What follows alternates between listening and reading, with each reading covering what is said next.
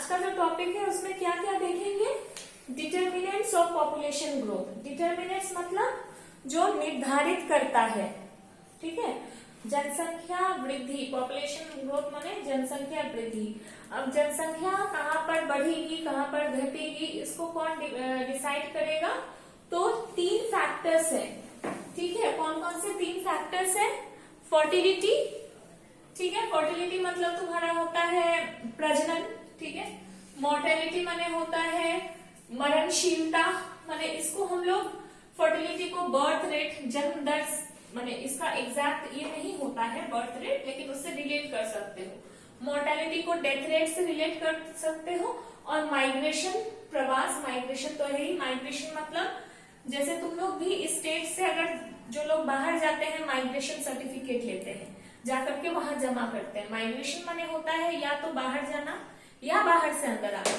तो जब हम लोग बाहर जाते हैं बहिर्मुखी, उसको हम लोग इमिग्रेशन कहते हैं, और अंतर्मुखी होता है इमिग्रेशन, ठीक है। ये क्या क्या करता है जनसंख्या में ये मैं बताऊंगी। पहले यहां से शुरू करते हैं, फर्टिलिटी। तो फर्टिलिटी माने होता है प्रजनन, माने जन्म दर, कितना जन्म होता है, ठीक है, माने महिलाओं की जो प्रजनन क्षमता है वो आता है फर्टिलिटी में, ठीक है। क्रूड बर्थ रेट, क्रूड माने जो रॉ है, अपरिशोधित है, जिसमें किसी भी तरह का कोई चेंजेस नहीं किया गया है। तो क्रूड बर्थ रेट माने होता है प्रति 1000 में जितने बच्चों का जन्म होता है उसको हम लोग कहते हैं birth rate, crude birth rate. उसमें कुछ भी चेंजेस हम लोग नहीं करते हैं। एज स्पेसिफिक बर्थ रेट होता है, मान लीजिए 0 से 5 साल में कितने बच्चों का जन्म, कितना लाइव बर्थ हुआ है, जो मरे नहीं है, जिंदा है, ठीक है। जनरल बर्थ रेट है जहां पे कुछ भी एज बाउंडेशन नहीं है, ठीक है। अच्छा, ये सारा चीज हम लोग जो निकालते हैं वो प्रति 1000 में होता है, प्रति 100 में नहीं होता है, इसको ध्यान में रखना है, ठीक है। अब है causes of high birth rate, ठीक है। अच्छा, क्रूड बर्थ रेट का एक परिभाषा है, वो है किसी देश या क्षेत्र में निश्चित समय में प्रति 1000 पर जीवित शिशुओं के अनुपात को, अनुपात नहीं कहेंगे, गलत दिया हुआ है, जीवित शिशुओं की संख्या को, माने प्रति 1000 पर कितने जीवित शिशुओं की संख्या है जिनका जन्म हुआ है, उसको हम लोग कहेंगे क्रूड बर्थ रेट, ठीक है। अब है causes of high birth rate या हाई फर्टिलिटी। मैं यहाँ पे बर्थ रेट लिखी हूं, इसको आप लोग हाई फर्टिलिटी कर लीजिए,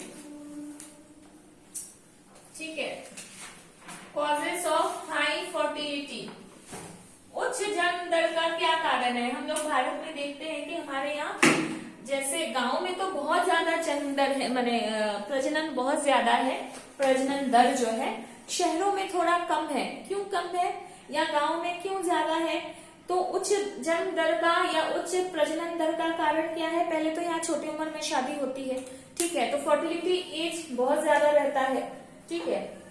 फिर गरीबी अधिक है, गरीबी एक पॉइंट है। गरीबी के चलते क्या होता है, लोग सोचते हैं कि हमारे पास ज्यादा हाथ रहेंगे तो ज्यादा आमदनी होगी। हाथ मतलब कमाने के लिए, काम करने के लिए, तो ज्यादा काम करेंगे तो ज्यादा आमदनी होगी। इस रिस्पेक्ट में क्या करते हैं, वो अपना परिवार की संख्या को बढ़ाते हैं। फिर बहुविवाह प्रथा है, हालांकि ये आजकल नहीं है, फिर भी कहीं है। फिर किसी किसी धर्म में है कि जैसे बोलते हैं बच्चा जो है भगवान या ईश्वर या अल्लाह किसी की देन है, उसको हम लोग ये नहीं कर सकते, ये सब। फिर नारी शिक्षा में अभाव है, या कहे कि लोगों में ही शिक्षा का अभाव है, ठीक है। फिर अभी भी है पुत्र प्राप्ति की आकांक्षा है गांव में बहुत ज्यादा, कि पुत्र नहीं रहेगा तो हमारा वंश कैसे चलेगा। अभी भी ये सारे मेंटालिटी जो है काम करते हैं। अच्छा, जिनके यहाँ पुत्र है तो वो लोग सोचते हैं कि कहते हैं कि पुत्र मरने के बाद पानी देता है तो स्वर्ग प्राप्ति होता है, और लड़की का अगर कन्यादान करते हैं तो स्वर्ग की प्राप्ति होती है। तो दोनों इंपॉर्टेंट है। तो अगर पुत्र ज्यादा होता है तो पुत्री की चाह में भी परिवार बढ़ता है। तो इस तरह की बहुत सारी बातें हैं जो धर्म से जुड़ी हुई हैं, ठीक है। फिर कृषि पर आधारित अर्थव्यवस्था है हमारी। कृषि पर आधारित होने से क्या होता है कि किसान सोचता है हम बाहर से मजदूर रखेंगे, उससे अच्छा अगर मेरे 5-7 बेटे हो जाए वही खेत में काम करे तो हमको अलग से मजदूरों को पैसा नहीं देना पड़ेगा, खर्च नहीं होगा। इसलिए क्या करते हैं कि परिवार का साइज बड़ा रखते हैं। ठीक है, तो ये सब कुछ कारण है कि हमारे देश में हाई फर्टिलिटी या प्रजनन दर ज्यादा है। लेकिन हम लोग क्या देख रहे हैं कि अब जो अर्थव्यवस्था होती जा रही है, अगर हम लोग रूरल इकोनॉमी से बाहर आ जाए या अगर हम लोग विकसित देशों में देखें तो वहां क्या है, जन्म दर काफी कम है। ठीक है, या प्रजनन दर काफी कम है। क्यों? क्योंकि उनका जीवन स्तर ऊंचा है। ठीक है, और फिर क्या है, नारी स्वाधीनता है। ठीक है, फीमेल वो लोग अपना डिसीजन खुद लेती हैं। फिर क्या है, ऊंचे एज में या बढ़ी हुई उम्र में शादी होती है। आजकल जैसे कि 28-30 ऐसे एज में शादियां हो रही है, तो उससे क्या होता है, फर्टिलिटी एज कम हो जाता है। फिर क्या है, शहरों में जगह की कमी है, लोग खेती भी नहीं करते हैं तो वो अपने परिवार का साइज छोटा रखते हैं। ठीक है, फिर क्या है, महंगाई अधिक है, देखते हैं कि बच्चे पालने पे अधिक खर्च है, इसलिए भी परिवार का साइज छोटा रखते हैं। ठीक है, फिर शहरों में पढ़े लिखे लोग रहते हैं तो वो लोग जागरूक होते हैं अपने इसको लेकर के, तो वो लोग परिवार का साइज छोटा रखते हैं। तो इन सब कारणों से क्या हुआ है, प्रजनन दर जो है कम हुआ है। और एक कारण है, जानते हो, ट्रॉपिकल एरियाज में, उष्णकटिबंधीय क्षेत्रों में प्रजनन दर अधिक होता है कंपेयर टू कोल्ड एरियाज में, ठंडे प्रदेशों में। इसलिए भी यूरोपियन कंट्रीज में जन्म दर काफी कम है। ये क्लाइमेट का असर है। नेक्स्ट है मरणशीलता या मोर्टेलिटी। मोर्टेलिटी क्या होता है, जन्म। हाँ, राष्ट्र संघ की परिभाषा के अनुसार क्या है कि अगर हमारे जीवन समाप्त होने के जब सारे प्रमाण अगर नष्ट हो जाते हैं, मतलब डॉक्टर आके घोषित कर देता है कि मृत है, इस तरह का, तो उसको हम लोग कहते हैं मोर्टेलिटी। ठीक है, इसको हम लोग डेथ रेट से समझ सकते हैं। डेथ रेट क्या है, प्रति 1000 में जितनी मृत्यु होती है उसको हम लोग कहते हैं डेथ रेट। ठीक है, अच्छा, मृत्यु को नियंत्रित करने वाले कारक क्या है कि हेल्थ फैसिलिटीज है कि नहीं। ठीक है, हेल्थ स्वास्थ्य व्यवस्था कैसी है। ठीक है, शिक्षा है कि नहीं। शिक्षा का अगर शिक्षा का अभाव रहेगा तो क्या लोग क्या बहुत सारे जो है माने हाइजीनिक कैसे रहना चाहिए, कैसे जीवन जीना चाहिए, इनके बारे में लोगों को जानकारी कम होती है ना, तो वहां पर मृत्यु अधिक होती है। ठीक है, जैसे अफ्रीकन कंट्रीज में क्या है, मृत्यु दर काफी अधिक है क्योंकि वहां के लोग अभी तक जो है हेल्थ फैसिलिटीज या साइंटिफिक तरीकों से जागरूक नहीं है। बहुत सारा अंधविश्वास, सुपरस्टिशंस उन लोगों में अभी भी है। शिक्षा का अभाव है, खासकर स्त्री शिक्षा का बहुत अभाव है, इसलिए उन लोगों में क्या है, मृत्यु दर बहुत अधिक है।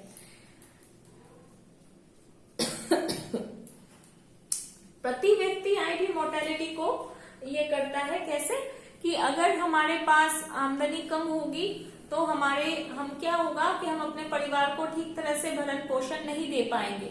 ठीक है, और इससे क्या होता है, बच्चे कुपोषण के शिकार होते हैं, मैल न्यूट्रिशन के शिकार होते हैं और फिर धीरे धीरे उनकी मृत्यु हो जाती है। अच्छा,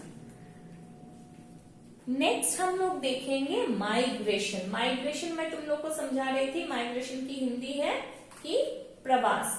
तो अगर मनुष्य स्थायी या अस्थायी निवास से दूसरे स्थान के लिए चला जाता है तो उसको हम लोग प्रवास कहते हैं, या दूसरे स्थान से किसी स्थान पर आता है तो उसको भी प्रवास कहते हैं। तो एक हुआ बहिर्मुखी, दूसरा हुआ अंतर्मुखी। ठीक है, एमिग्रेशन और इमिग्रेशन।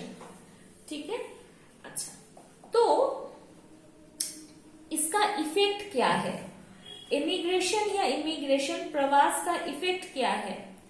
तो प्रवास का बहुत ज्यादा इफेक्ट है। प्रवास का इफेक्ट क्या है, जैसे मान लीजिए कि यहाँ से कोई बाहर चला जाता है, मान लो यहाँ से कोई कनाडा में जाके रह गया, तो वो जब कनाडा में जाके रहने लगा तो वो अपने परिवार वालों को भी बुलाता है, हाँ, कि तुम भी आ जाओ, यहाँ पे अच्छा अपॉर्चुनिटी है पैसा का या जॉब का या बिजनेस का, तो वो अपने धीरे धीरे यहाँ के लोगों को भी लेके जाता है। ठीक है, तो उस देश का पॉपुलेशन बढ़ता है, यहाँ का घटता है।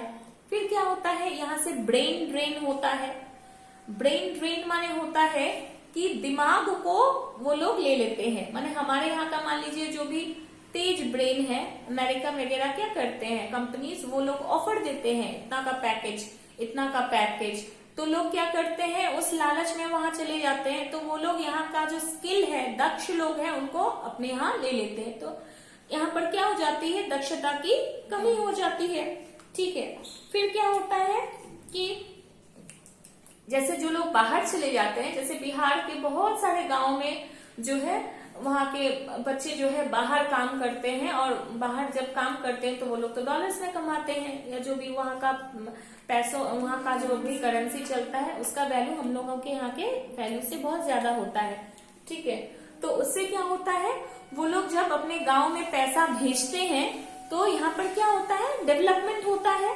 ठीक है, तो माइग्रेशन या इमिग्रेशन से हम लोग बहुत कुछ देखें कि एक तो मेल फीमेल रेशियो बोलो या एज रेशियो बोलो, ये सब में चेंजेस होता है। ठीक है, यहाँ से लोग वहां चले जाएंगे, खासकर लड़के जाते हैं बाहर काम करने के लिए, तो किसी एरिया में पुरुषों की संख्या कम हो जाती है, सेक्स रेशियो चेंज हो जाएगा। अच्छा, कैसे लड़के जाते हैं, जो काम करने वाले उम्र के होते हैं, बच्चे और बूढ़े तो नहीं जाएंगे। तो वो जो एज ग्रुप है, मान लो कि 20 से 50 साल या 45 साल या 40 साल, उस ग्रुप के नौजवान ही बाहर चले जाते हैं। तो उस ग्रुप के लोगों का जहां से भी जा रहे हैं वहां पर कमी हो जाएगी। ठीक है, तो इस तरह से हम लोग क्या देखते हैं कि माइग्रेशन क्या होता है, बहुत हद तक पॉपुलेशन को इम्पैक्ट करता है, बहुत हद तक पॉपुलेशन में जो है, पॉपुलेशन के स्ट्रक्चर में जो है ये करता है, चेंजेस करता है। लेकिन माइग्रेशन इमिग्रेशन से बहुत कुछ होती है, लोगों का जीवन स्तर सुधरता है, फिर कल्चरल मिक्सिंग होता है। हाँ, लोग यहाँ से वहां जाते हैं तो वहां के कल्चर को जानते हैं, सीखते हैं, या बाहर से यहाँ आते हैं। जैसे हम लोग ही बहुत रूढ़िवादी थे, ब्रिटिशर्स जब आए तो बहुत कुछ हम लोगों ने उनसे सीखा। हम लोग जो कप प्लेट में चाय पीते हैं, या चाय पीना, चाय का तो रिवाज ही नहीं था इंडियन कल्चर में।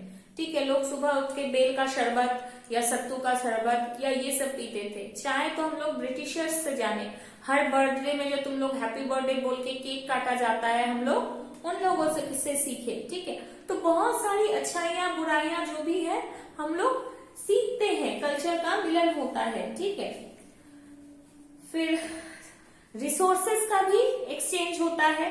ठीक है, वहां पे जो लोग काम करने जाते हैं वो लोग बताते हैं कि यहाँ पर ये संसाधन है। जैसे आप लोग जानते हैं कि बिजनेस मीट होता है, लोग जैसे आप लोग न्यूज में भी सुने होंगे कि ममता बनर्जी जो है जर्मनी गई थी या नेदरलैंड्स गई थी, वहां के उद्योग धंधों के बारे में स्टडी करने गई थी।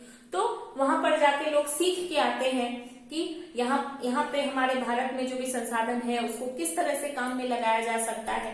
ठीक है, तो ये सारी बहुत सारी बातें हैं जो माइग्रेशन से पॉपुलेशन में होता है चेंजेस। ठीक है, नेक्स्ट जो हम लोगों को देखना है वो टॉपिक क्या है, impact of migration on distribution of population.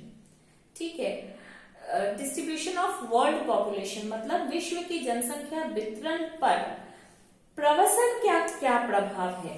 ठीक है, प्रवसन का विश्व की जनसंख्या पर क्या प्रभाव है। सबसे पहली बात कि लोग कहाँ जाते हैं, ये देखने वाली बात है। हमेशा क्या होता है, हवा जैसे हाई प्रेशर से लो प्रेशर की ओर चलती है, तो लोग भी कहाँ जाएंगे, अधिक भीड़ भाड़ वाले इलाके से कम भीड़ भाड़ वाले इलाकों में, जहां लोगों की कमी है वहां लोग जाके रहेंगे। वहां पे लोगों की कमी क्यों है, वहां पे अंडर पॉपुलेशन है। अंडर पॉपुलेशन है तो वहां पर क्या होगा, रिसोर्सेस का सही डेवलपमेंट नहीं होगा। जैसे पिछले क्लास में, पिछले वीडियो में मैं बताई थी, अंडर पॉपुलेशन ओवर पॉपुलेशन वाला बात बताई थी। तो अंडर पॉपुलेशन वाले कंट्रीज में जैसे कनाडा है, ऑस्ट्रेलिया है, यूरोप के बहुत सारे कंट्रीज है, नेदरलैंड्स है, पोलैंड है, आयरलैंड है, आइसलैंड है। तो इन सब कंट्रीज में क्या है, संसाधन है, लेकिन उनका दोहन करने के लिए, उनका विकास करने के लिए लोग नहीं है। तब क्या होता है, जो विकासशील देश हैं जहां पर पॉपुलेशन प्रेशर बहुत ज्यादा है, जैसे भारत है, बांग्लादेश है, पाकिस्तान है, चीन है, हाँ, दक्षिणी एशियाई के और सारे कुछ जैसे कोरिया है, तो यहाँ के इंडोनेशिया है, लेकिन खासकर जैसे अमेरिका, यूरोप में भारत, पाकिस्तान, बांग्लादेश, चीन, यहाँ के नागरिक बहुत ज्यादा रहते हैं, ठीक है, क्योंकि यहाँ इन कंट्रीज में क्या है, पॉपुलेशन बहुत ज्यादा है, स्पेस कम है और संसाधन उस मात्रा में कम है। यूं कहे कि यहाँ पर ओवर पॉपुलेशन है, जनसंख्या अधिक के है, तो यहाँ से लोग जाकर के वहां रहते हैं। यूरोपियन कंट्रीज में इसलिए आप लोग इमिग्रेशन बहुत ज्यादा देखने को मिलता है, वहां अंतर्मुखी प्रवसन है, मतलब बाहर से लोग जाके वहां रहते हैं। और हमारे जैसे देशों में क्या देखने को मिलता है, इमिग्रेशन, मतलब यहां से लोग वहां जाते हैं, ठीक है। अच्छा, ये तो हुआ अभी के वर्षों में। पहले क्या था, स्वाधीनता के पहले क्या था, अगर उस पीरियड को देखें, उस समय क्या था, मान लो कि 19th सेंचुरी में यूरोप का हर जगह बोलबाला था, ठीक है, वो लोग हर जगह जाते थे, अपना कॉलोनीज एस्टेब्लिश करते थे, पोर्तुगीज, ब्रिटिश, ये सारे लोग हर जगह जाते थे अपना, जैसे भारत में भी उन लोगों ने, हम लोग भी ब्रिटिशर्स के गुलाम थे, ठीक है, तो वो लोग क्या करते थे, माइग्रेट करते थे यूरोप से आकर के अफ्रीका, साउथ ईस्ट एशिया, इन सारे पार्ट्स पे वो लोग रहते थे, तो वो भी एक तरह का माइग्रेशन है। और वो लोग यहाँ के पॉपुलेशन को, माने क्या करते थे, पॉपुलेशन को चेंज करते थे, ठीक है, यहाँ के पॉपुलेशन की कैरेक्टरिस्टिक्स में, विशेषता में बदलाव लाते थे। अच्छा, स्वाधीनता के साथ समय क्या हुआ, स्वाधीनता के समय देश विभाजन हुआ, भारत पाकिस्तान और बांग्लादेश में बटा, बांग्लादेश में तो नहीं बटा, पाकिस्तान में ही बटा। तो उस समय बड़े पैमाने पे हमारे यहाँ क्या हुआ, इमिग्रेशन हुआ, शरणार्थी आए। आप लोगों ने गदर पिक्चर वगैरह देखी ही होगी कि किस तरह से शरणार्थी आए। अभी भी क्या चल रहा था, जो ये चल रहा था अफगानिस्तान में, ठीक है, अफगानिस्तान में तुम लोग देखे हो कि किस तरह से लोग जो है प्लेन में लद के, हाँ, ठूस के लद के वो लोग देश से भाग रहे हैं, ठीक है। तो ये कारण क्या था, ये पॉलिटिकल रीजन था कि वो देश छोड़ के जा रहे हैं। अभी भी इजराइल, पैलेस्टाइन, उन सब जगह पर अभी भी ये माइग्रेशन वाला चलता है। वहां पे वो लोग नाव में बैठ करके समुद्र में निकल जाते हैं कि किसी देश में हम जब कंट्री से भागते हैं। तो इस तरह की बातें हैं। अच्छा, नेक्स्ट टॉपिक हम लोग देखेंगे, ये हो गया डिटर्मिनेंट्स ऑफ पॉपुलेशन ग्रोथ, हाँ, फर्टिलिटी, मोर्टेलिटी और माइग्रेशन। अगला जो टॉपिक्स है वो हम लोग अगले वीडियो में देखेंगे।